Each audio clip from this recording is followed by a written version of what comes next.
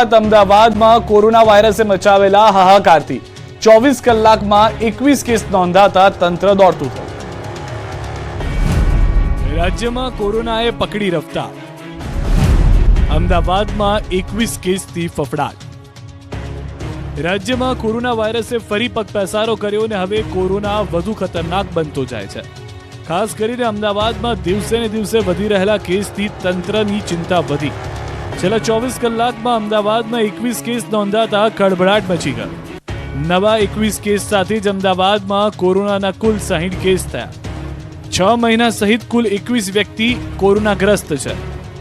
અમદાવાદના નારણપુરા, બોડકદેવ, જોધપુર, શાહીબાગ, ગાટલોડિયા, દાણીલીમડા, મણિનગર, ભાઈપુરા, નવરંગપુરા, પાલડી, વાસણા, સરખેજ, ઈસનપુર, ખોખરામાં નવા કેસ નોંધાયા છે. નવા નોંધાયેલા કેસમાં 8 દર્દીઓની ટ્રાવેલ હિસ્ટ્રી છે, જ્યારે કોરોનાથી ગંભીર અસરગ્રસ્ત એકને હોસ્પિટલ ખસેડાયો છે. હાલ 59 દર્દીઓ હોમ આઇસોલેશન હેઠળ છે. અમદાવાદમાં કોરોનાની દહેશત વધતા તેની સામે તકેદારી પણ વધારાઈ રહી છે. એએમસી આરોગ્ય વિભાગે કોવિડ ટેસ્ટ શરૂ કર્યા છે.